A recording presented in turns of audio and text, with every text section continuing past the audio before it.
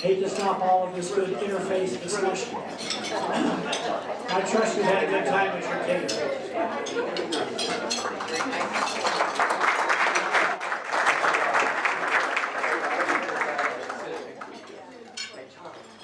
It's my privilege now to introduce our speaker for this evening. It's a great honor to introduce Dr. David Ford, who's the Regius Professor of Divinity at Cambridge University. The Regius professorships in England are professorships that were created by kings and queens. And the Regius Professor at Cambridge and at Oxford both were created by Henry VIII in 1540. I think that was a little before Grand Valley was founded. David Ford is also the director, the founder and director of the Cambridge Interfaith Programme, and one of the creators and founders of the practice of scriptural reasoning, where people from different faiths come together to read scripture and learn from each other in that process. But on a personal note, I am especially pleased that David Ford is with us, because I had the privilege of his sponsorship on my sabbatical for 7 months last year, when I was a visiting fellow at Cambridge University and worked with David Ford there. It's also of interest to me and to Grand Valley that it was at Cambridge, from David Ford, that I learned about a program in Oman that was part of the Reformed Church effort, and in fact from something that happened from West Michigan. He was working there with the head of the Al-Amana Center, which is an interfaith center in Muscat, Oman. And the person who was the director of that and helped arrange things for David Ford was a person by the name of Michael Boss. And David Ford said, you should get to know him. He's now a pastor in New York at one of the collegiate churches in New York City. So I contacted him and found out that he was a Grand Valley State University graduate. He graduated from Grand Valley, went to Western Theological Seminary, served a number of pastorates for the Reformed Church, and then ended up being the key person in establishing the Al-Amana Interfaith Center in Muscat. It was then my privilege last week to be in Muscat and to meet the successor and also the education director that was recently hired there, Justin Myers, who was another Grand Valley graduate. So at Cambridge I learned about that connection between Grand Valley and Oman and Cambridge. And so it's a privilege on a personal level for what I learned in Cambridge from, not only learned from Professor Ford, but what I learned from him and also about things in the world that he introduced. So he gave a major talk there at the Muscat Manifesto, and that was the source of the theme of what he's going to speak on tonight, from Muscat to Michigan, the Interfaith Agenda. So please welcome to our stage for the keynote address by Dr. David Ford.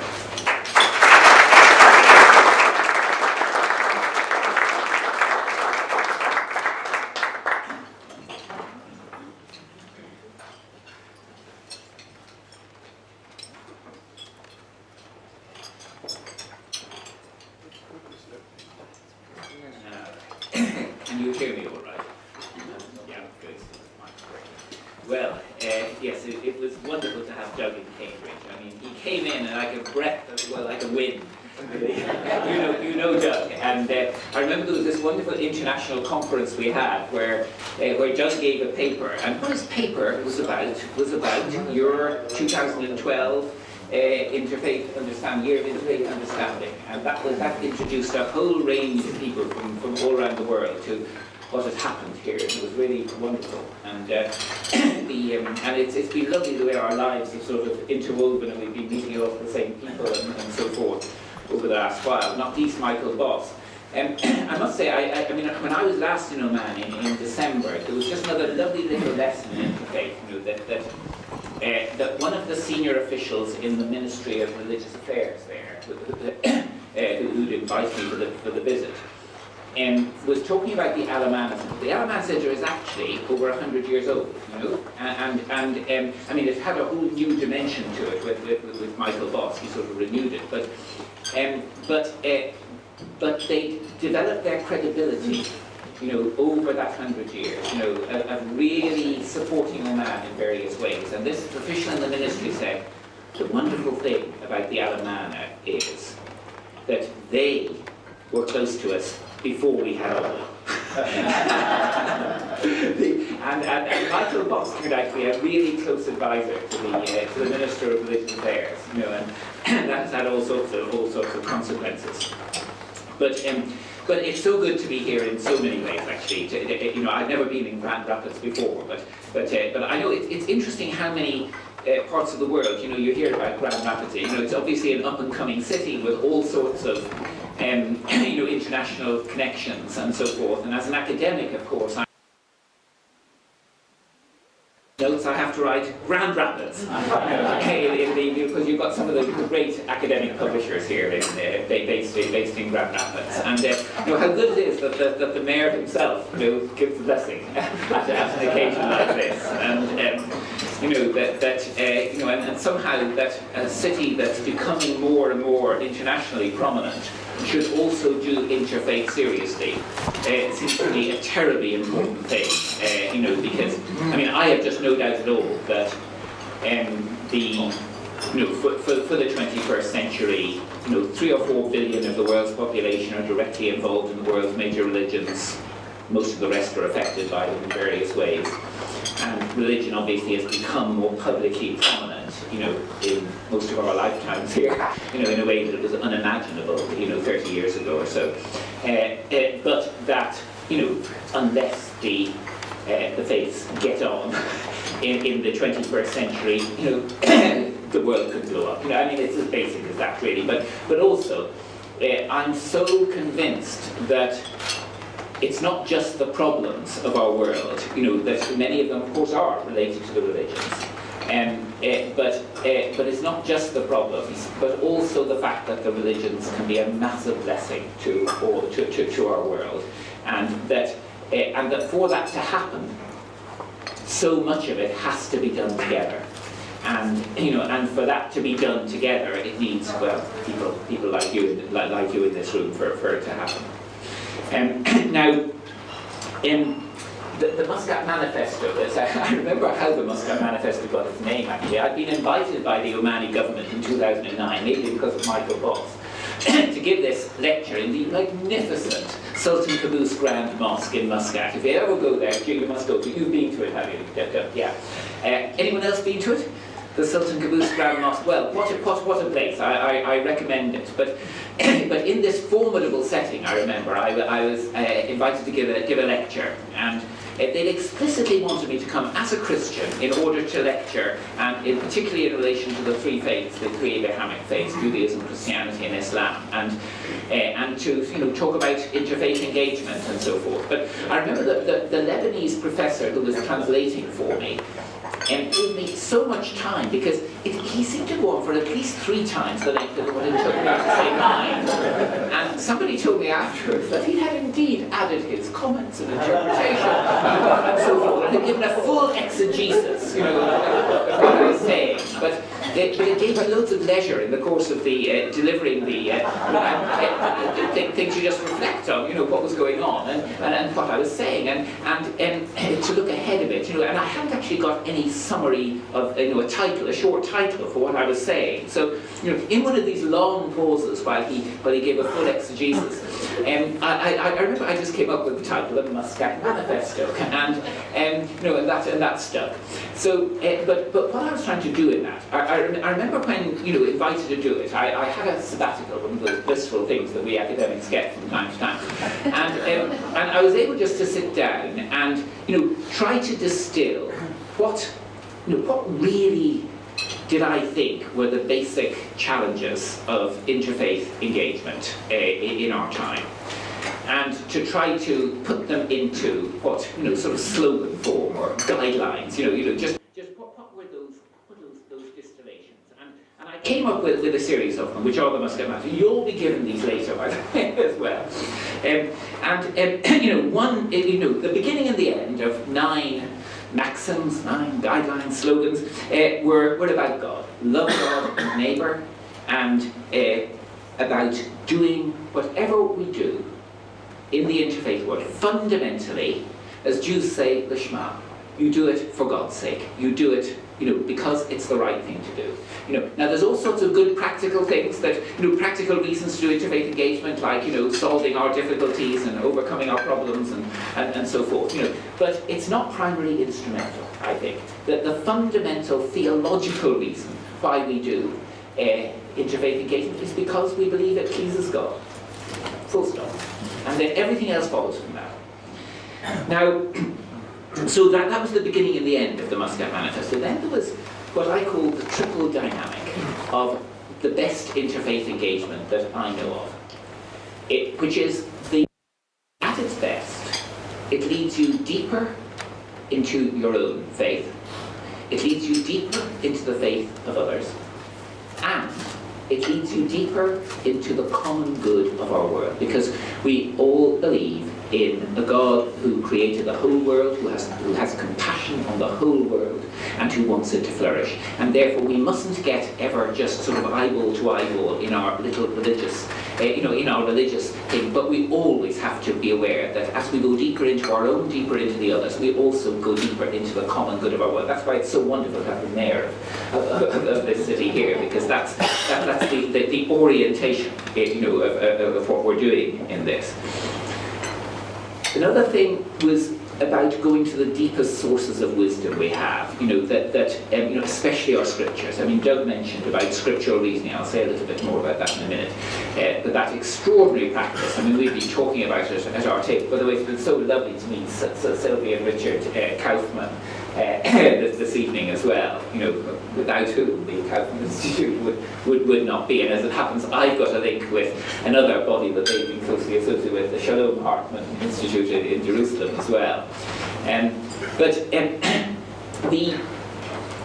we've been talking about this scriptural reasoning, which began in a Jewish group of textual reasoning, of Jewish text scholars and philosophers studying together, and then, Christians joined, then Muslims joined, and we formed scriptural reasoning. But that sense that the texts that mean most to us, that are right at the heart of our traditions, that if we have those on the table while we study, we can find that we have our own integrity from our different traditions, and yet really learn what matters most to the other traditions as well, and also have discussions and arguments and even disagreements. One of our favourite sayings in scriptural reasoning is that there will always be disagreements between us. As a Christian, I don't expect that everyone will agree on the doctrine of the Trinity and incarnation, but that it really matters how you understand those disagreements. And in other words, that one of the aims, given these inevitable long-term disagreements, is like in marriage, improving the quality of your disagreements. Of course there's disagreements, but it's what the quality of them are. You don't scratch each other's eyes out. You really understand where you're coming from, and you learn how to exist in the same world together and do all sorts of things. And of course there are agreements you have as well. So, but engaging with the deepest sources of wisdom that we have. The other thing is engaging with the modern world, that we're all involved in the same task of trying to decide, what to accept in our world, what to reject in our world, and what to try to work to transform. And discerning wisely how to do that, it seems to me, is something that we need to learn from each other in as well, because we're all in it together. Another one of the maxims was about partnerships of difference. How we do well. You are an image of partnerships of a partnership of difference. That there are such deep differences in our world. How do we actually create the partnerships? And that has to happen at all levels, at the personal level of friendships, but also at the level of groups, localities, congregations, and so forth, all the way up to the national and the international. And that's why we need institutions that are good. There's also the issue of what I call creative communication. How do we really understand well, not just between ourselves, but how do we spread what I would call religious literacy in the wider community? The amount of ignorance, prejudice, bias and everything in our community about religions is absolutely appalling. And how do we actually have the creative communicators and energize the artists and the communicators and so forth to do that as well as possible? How do we get that going in all our communities? That's another massive challenge. And then there's the challenge of the transgenerational challenge and the fact that we all live in a world that's in danger. I mean, the environmental challenges facing our world are just absolutely huge today. How do we have a habitable world? If anything, I mean, it's very interesting. I'm supervising somebody doing a doctorate at the moment whose his question is, why conserve wild nature? And he's looking at the secular reasons for that, the religious reasons and different traditions for that. But one of the things he's told me is that increasingly in the secular environmental movement, they realise that with the 4 billion or so people of the world's population who are involved in the world's religions, if they don't get them involved in the sort of transformations needed of lifestyle and so forth, and the values needed in order to preserve our environment, if the religions aren't actively involved, it won't happen. And therefore they have to, and in each of our traditions we need to do that. There was a wonderful fatwa issued in Indonesia recently about about Muslim participation, about why it is right, for Muslims to be involved in that. And then the final one of the maxims was about what, again, this evening is a very good example. How we create signs of hope in this area. So many people feel that the differences between Muslims, Christians, Jews and other people, or the difference between all religious people and secular people, are absolutely irresolvable. We need to create signs of hope. There can be very little ones in localities, and everyone is able to do it seems to me. It's signs that there really is hope in this week, that we can live in peace together, and that we can be a blessing to our world. Now that was the Muscat Manifesto. But there was the other thing in Muscat that I was invited to do was to talk to the Institute of Sharia Studies. Now that's the place where the imams are taught, and it's run by the Ministry of Religious Affairs, and there's hundreds of people are taught to be Islamic teachers and preachers, and this is the main teaching centre in Oman. And by the way, Omani Islam is not Sunni and it's not Shiite, it's Ibadi. It's a different tradition in Islam. Very, very interesting actually. For me as an Anglican, I must say, I feel, Anglicanism is always a bit between Catholicism and Protestantism. It doesn't, and I felt a bit at home in Oman. That sort of Islam that, wasn't one of the two big blocks, in a very, very, very, very different way. But anyhow, this Institute of Sharia Studies, they've asked me to talk about leadership, religious leadership. What about a religious leader in the nowadays in the 21st century? And so this is what I want. I mean, this is a leadership dinner, the first annual leadership dinner. I trust there'll be many more.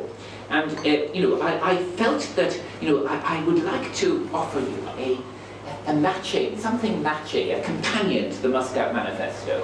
And so I'm offering you a Michigan message. And this is about interfaith leadership today. And it's also a distillation, in a sense, like that Muscat Manifesto.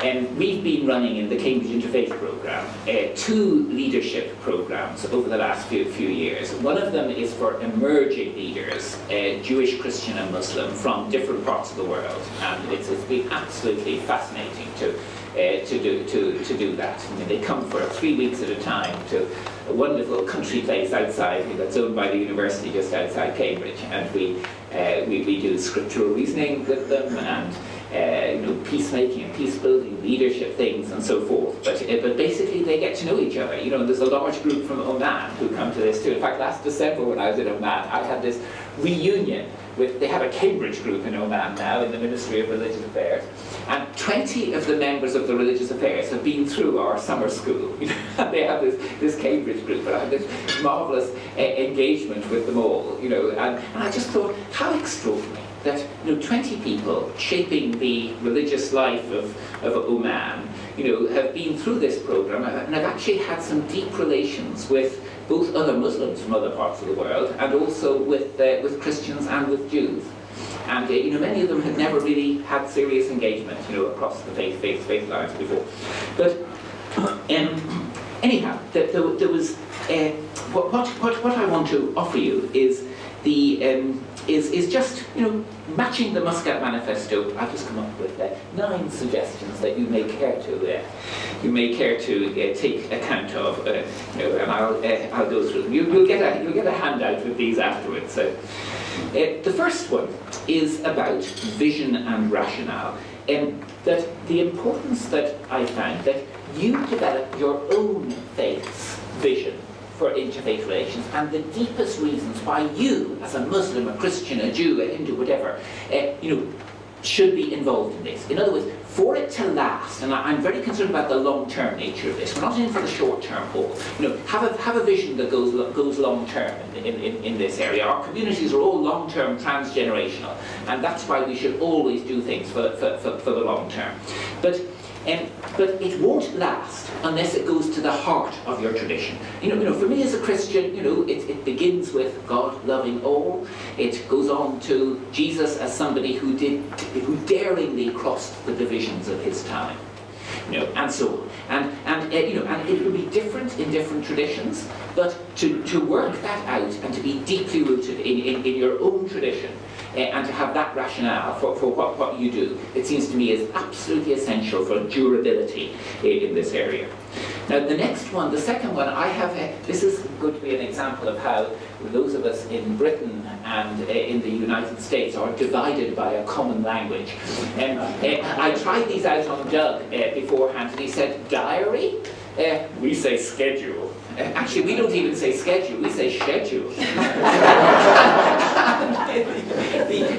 But mine is headed diary, so when you get it, you just cross that out and put schedule. But it's really about time, and of course, all of you, I can just imagine what the average week of this group as a whole is like in terms of the number of engagements you have, the pressures on your time, how difficult it is to do all the commitments that you have.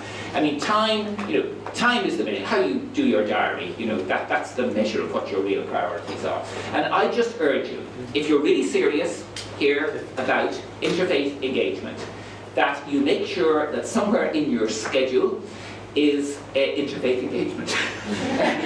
It doesn't have to be every day. I don't think it even has to be every week. But if you go a month or two without having this as part of your schedule, then I'd be worried. It means you're not serious about this thing, and this thing is serious, and it's terribly important for our world. So that's the second one. The next one is about practices. Now, that scripture reasoning that it was mentioning, is what I call a long-term practice. In fact, it's the only long-term practice that I personally have discovered where you get engaged across faith traditions in a way that can go on and on, because these texts are infinitely rich. They're abundant texts. They've been interpreted down the centuries, they're being interpreted around the world today, and they're just infinite. And if you come to an end of one text, you go on to another. There's always more. And sometimes, I must say, I sometimes think, as we have a text from the Tanakh, from the Bible, from the Quran, and Muslims, Christians, Jews are around the same table studying those texts, this could be the first time in history that those 3 texts have been brought into dialogue with each other, with people from those different traditions around the table. It's an astonishing thought, that, because there have been very few settings down the centuries where that has actually been possible. But the fruitfulness of it, therefore, and just the new things that happen in it, can be quite astonishing. But also, because it is a long-term practice, what happens in it is that you form relationships. It isn't that you agree all the time, but you really do form relationships. And one of the blessings for me of this has been that just some really, really deep friendships. But there are all sorts of other practices. Mutual hospitality is obviously one that needs to be practiced again and again and again. The peace building that we can engage in together in relation to conflict situations is another, and that's increasingly taking place. But also, I think, just the spreading of religious literacy in all spheres of society. It's so much more powerful when people come and explain as a group. When a Jew, a Christian, and a Muslim come to explain what their faiths are about. That gives a testimony to the wider world, as nothing else does, it seems to me. And you know, this sense that again you're in for the long haul. So work out practices that actually you do together in the long haul, and there'll be all sorts of local collaborative practices. I'm sure the mayor will have all sorts of things that he can suggest to you that are worth doing in Grand Rapids. The fourth one is about relationships. Now, I already mentioned the sort of relationships that can be formed through these practices, but whenever I've looked at areas of life where deep divisions have been overcome and there's been the possibility of, you know, peace and flourishing after conflict, nearly always somewhere in the ecosystem I found friendships. You know, risky friendships, people who have risked crossing boundaries. And, you know, it's just a thing to ask yourself. You know, it's so easy to have your friends all like me, so to speak, or in my group.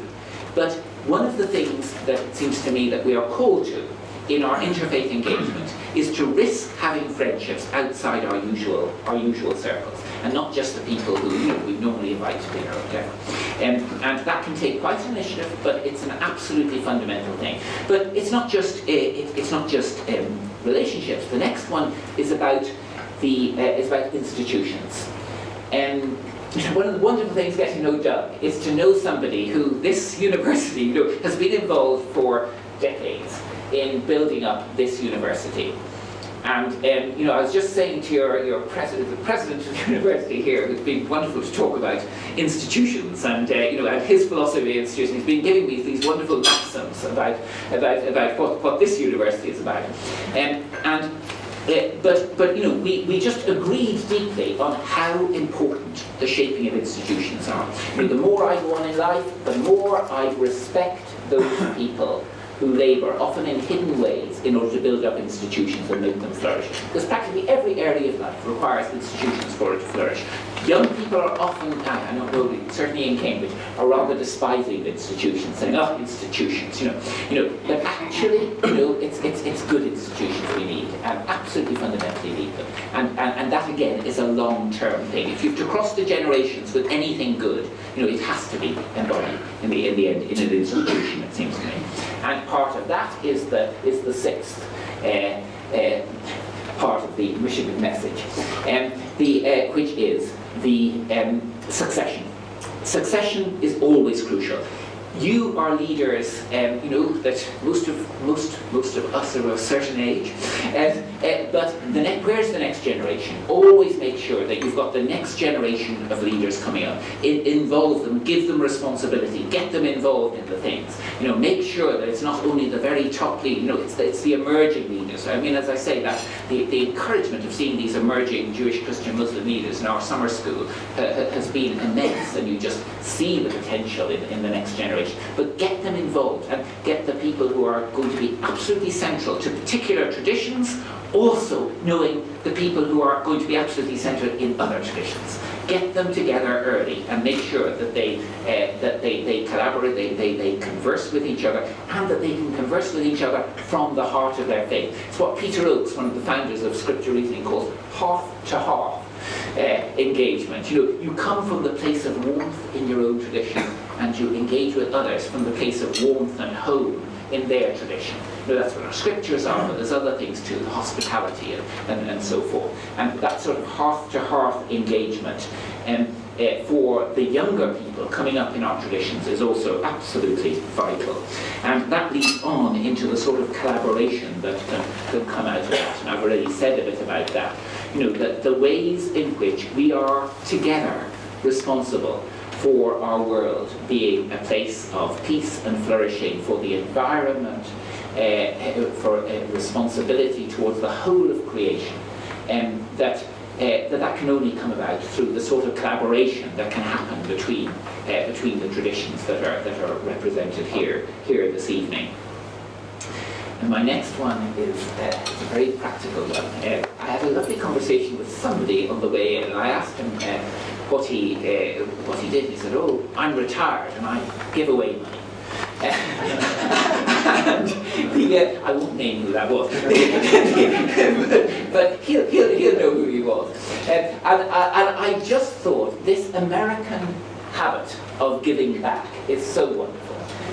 That it's catching on a little bit in Britain, but we have far less of a culture of philanthropy, far less of a culture of giving. And that it should be much easier here, and and especially with somebody like Doug at the helm, to actually make sure that you have serious funding on this. My next one is seek funding for interfaith engagement. In other words, there's going to be tempting always to seek funding just for your own tradition. But the generous thing to do is, of course, you have to seek funding for your own tradition. That has to go on and be funded. But is to seek funding for interfaith engagement too, and to make sure that in your budgets, this is the nitty-gritty stuff, isn't it? In your budgets, that if you are, it's just like time. Money too is the other thing that shows your priority. And if you have as a priority interfaith engagement, make sure that in your budgets that interfaith is actually budgeted for as well. Otherwise, it won't happen in the right way. And I must say, I feel when I look around at this city, which, as I say, I just get a sense that it's increasingly involved internationally and so forth, but also it really is known, this part of the world, for taking faith seriously. Not every part of the world is. And, you have this wonderful combination of really taking faith seriously and those particular traditions, and respecting the fact that people can be, just utterly dedicated within a particular tradition. But also you have this astonishing beginning of interfaith engagement, which has taken off in a way that, is quite remarkable. And it seems to me there's something that is terribly precious for this country, but also beyond this country. And America's astonishing. When you come, London to some extent is like this, but America's just such a mosaic of people from all different origins. I just look around this room and I can imagine, what the variety of roots there are here in this room. And if you get it together in interfaith ways, and if you as leaders enable that to happen in a powerful way here in West Michigan, the sky's the limit, and it will be a massive contribution to the wider world. And my final little maxim for this is about what was actually central to that talk in the Institute of Sharia Studies in Muscat. It was about saying that I thought the really key thing in leadership is blessing. That obviously you have to be blessed by God. We all have to receive blessings from God. But also in your leadership, so much of leadership, in my experience, is about deciding. There's all these options. What do you bless? What do you actually say? This is where the energy goes. This is what has my blessing. This is where it's good. That can be, it can be from an upfront leader, or a leader from the middle, or a leader from behind. But the leader's blessing is absolutely crucial. So when you're deciding who to bless, what to bless, whether to bless, why to bless, that blessing, wise blessing, is absolutely central, it seems to me, to good leadership. And that you're all involved in this. And I trust that you, in the future, in this place here in Grand Rapids, will bless each other. Interfaith engagement should be a matter of blessing each other, bringing the blessings of our traditions to each other. That you will bless this whole city, but also that you will be a blessing for your traditions, all of which, of course, are global, which go around the world. And that the blessings that happen here in Grand Rapids will actually multiply and go out and be a huge blessing for the world. It's been wonderful to be with you. Thank you very much indeed.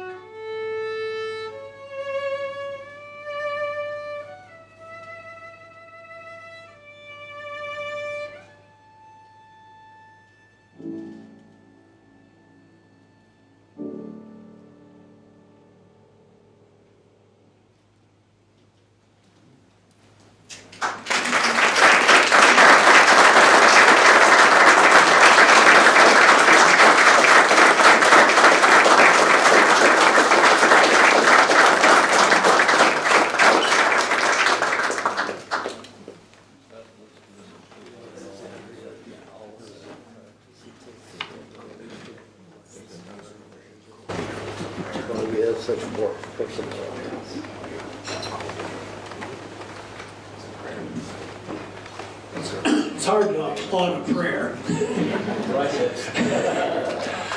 But it's a prayer that represents not only the past misunderstandings that have happened, but hopefully a prayer that says in our interfaith work that we can move beyond that into more understanding and acceptance of each other as we move ahead. At this point, it's my privilege to introduce a new tradition for the Kaufman Interfaith Institute, and that is the awarding of the Sylvia Kaufman Interfaith Leadership Award.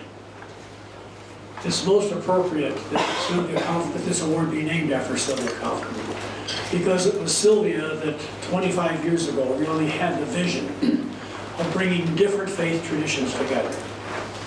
And so for this first awarding of this program, of this award, I'm very excited to introduce Sylvia Kaufman, who will give the proclamation to the first receiver of this award, Reverend Richard Rhem. So I'd like to ask Dick and Sylvia to come to the stage and give this.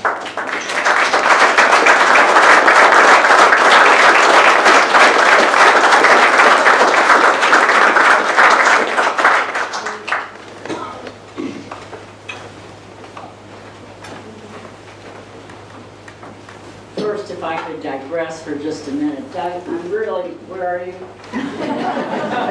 I'm really touched that you've done this, that established this award in my name. As you know, this has been a major passion and focus of my life for almost 25 years. And not only for what we've accomplished, that keeps getting better and better and better, but to have a group like this represented here tonight, to get to know, interact with, and work with. And I'm deeply grateful. Thank you, Doug.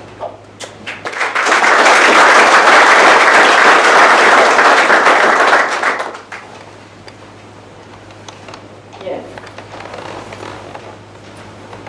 I'm looking for the light here. If not, I'm going to use my iPhone.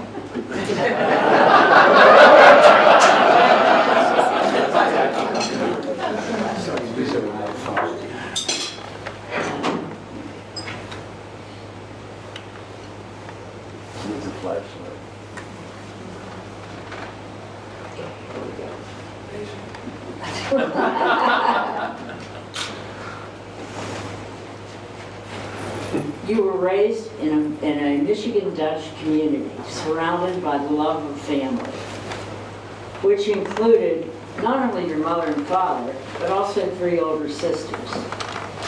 You described it as having 3 mothers. It was a deeply spiritual environment that called forth your serious and authentic engagement, which led you to your study at Hope College and then to preparation for ministry at Western Theological Seminary. You were ordained and called to the First Reformed Church in Spring Lake, Michigan.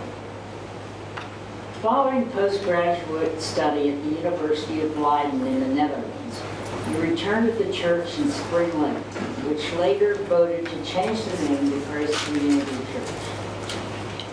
Your commitment to inclusion and to an understanding of the expansive grace of God led you into controversy, but did not thwart your journey of where God was leading you in the congregation. You spoke of a God of love without presuming to know limits of that love. You were called to serve, but not to judge.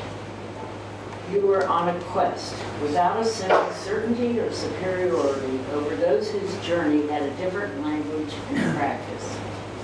As one who early on embraced interfaith understanding and acceptance, you are hereby acknowledged as the first recipient of the Sylvia Kaufman Interfaith Leadership Award.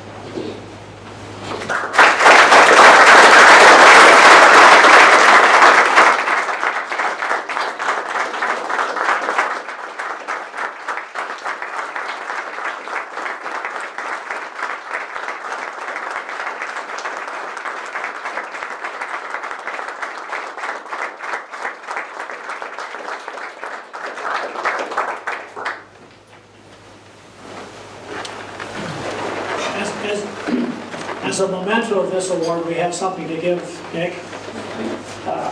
I don't know if plaques are the appropriate thing. They just hang on a wall or on a shelf. So we have something a little different for him. It's a platter. It's an offering plate. And it says on it, Reverend Richard Rhem, 2014, the Sylvia Kaufman Interfaith Leadership Award. And if you get a closer look at this, you'll see it's made out of different woods, representing the different communities, the different faiths that come together. It has a design that has a center, meaning we all come together to seek that center. And it is not a plaque, it is something to be used in service. It's something to be used. And so we seek that as you have life is a life of service, that this memento will be also part of your service in God.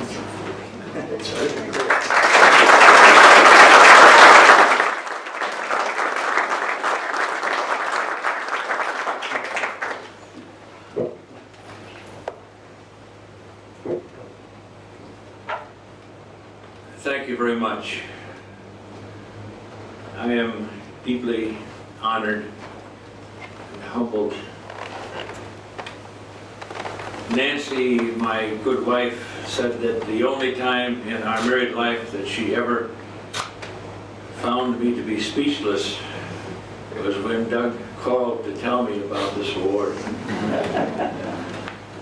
And I was, because it had to sink in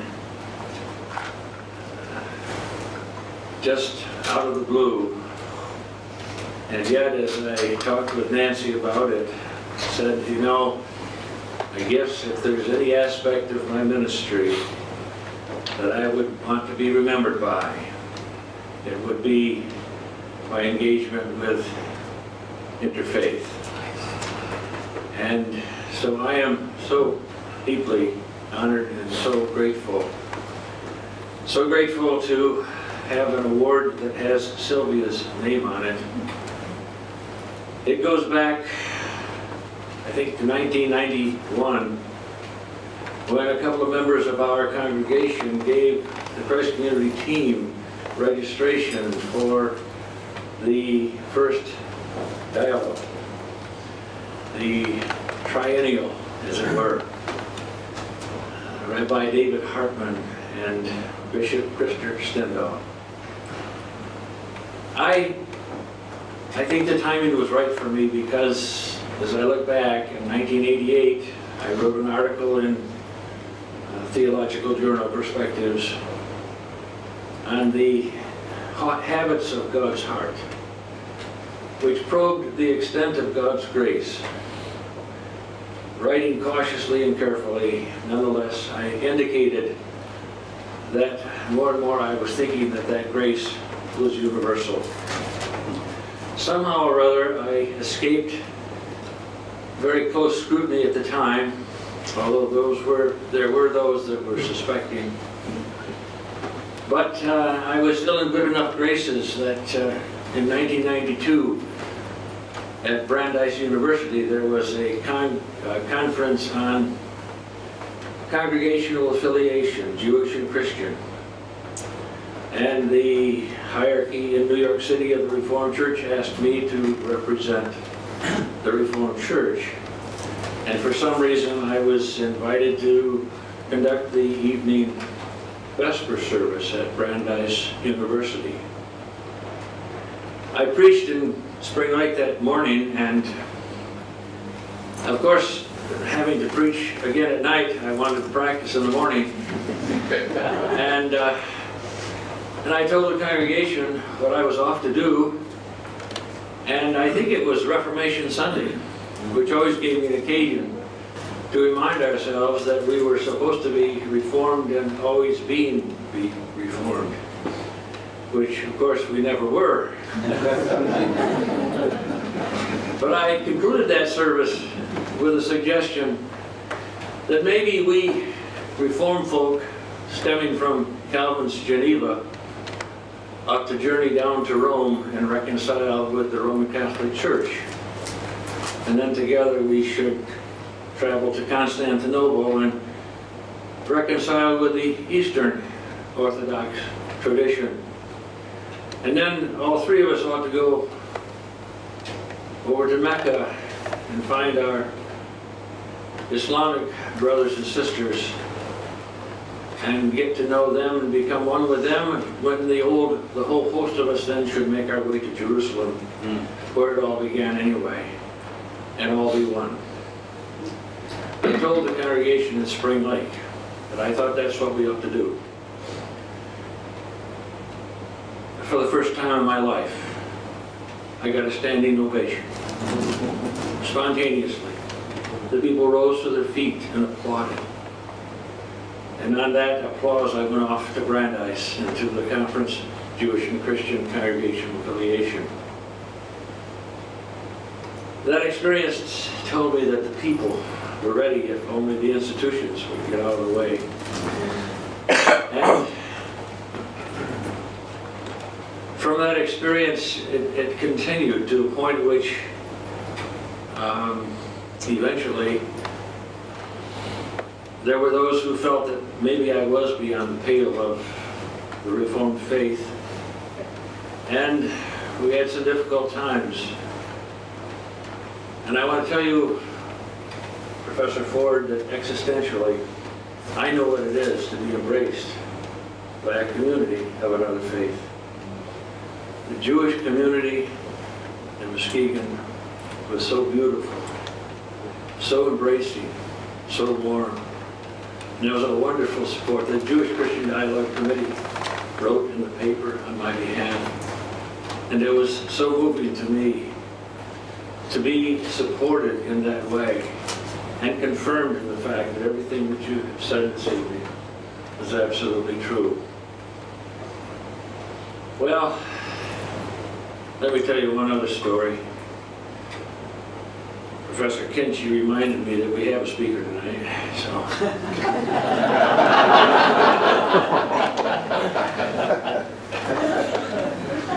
But because of my relationships with the Jewish community in Muskegon, dear Alan Alpert, the rabbi, one of my members called me and said he'd like to come in with his daughter because she was going to be married, and I said, fine. And they came in and they said, we have this problem. She's fallen in love with a Jewish young man. I said, well, that's not really a problem. I'd be happy to be a part of that service. He stemmed from the other side of the state in a very, very prestigious temple, I guess, and rabbi. Well, the young man's rabbi didn't feel comfortable participating in an interfaith wedding service. And so I said, well, my dear friend, Rabbi Alpert, why don't you meet with him? And they fell in love with him, of course. And so together, Alan Alpert and I, just up the street here in the Amway Grand, performed the ceremony for, I think, maybe 350 people, a couple of hundred from the other side of the state, from this, the Jewish community there. And the hoopah was there, and the parents were there, and the breaking of the glass, and the Hebrew, and my Christian part of it. We shared it together. The parents sharing in a Jewish couple and a Christian couple. And when it was all over, everybody made their way out. The wedding party, the parents, Rabbi Alpert and I were there together under the hoopah. And I looked at him and I said, Alan, when we step out, I'm going to give you a hug. He said, okay. So we did. Now, the wedding party was all out. They were out. I gave him a hug, and the place erupted. Applause didn't quit. And together we walked down the aisle to the applause of all of those people. Once again, an instance of where the people know it. When they see it and they feel it and they know it. And It's authentic and it's real and it's beautiful. And so I was simply confirmed in what I learned in 1991 from David Hartman and Christopher Stendhal in that first dialogue. Rabbi Hartman said, "Do you have to deny my joy to have your own? Do you have to deny my truth to have your own?" And in the depths of my heart, I said, "Of course not." And I remember that evening in the closing session, David said, "Krister," and he loved him so dearly, "Krister, do I have to become something more than I am a Jew?" And Krister said, "Oh, David, I'm so tired." He said, "No, Krister, you're not that tired. Do I have to become something more?" And everything in me said, no. And I knew from my insides out that finally we are all one, loved by the love that loves us, embraced by the covenant grace of God, who transcends all our differences and who makes us one in love. I received this gift as the highest testimony I could have to my ministry, and I want to receive it tonight along with my partner and my beautiful Nancy. When we were to be married, I asked her to marry me, and she said, on the condition that I don't have to be president of the Ladies' Aid or ever offer a prayer out loud. And I said, granted. But getting to this point, there were mountain peaks and also a couple of dark valleys. And she was with me all the way, at my side. And so thank you, Nancy. Thank you, Doug. Dick and Sylvia, beautiful friends.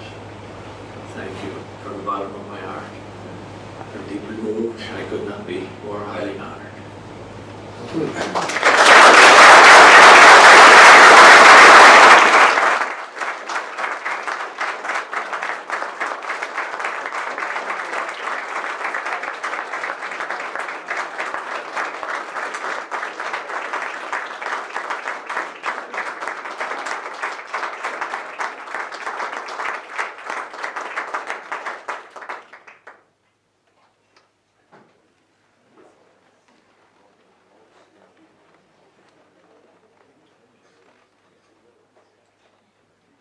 Heard the essence of interfaith leadership. Thanks to David Ford, thanks to Dick and Sylvia Kaufman for starting this, and Dick Rhem for picking up that mantle.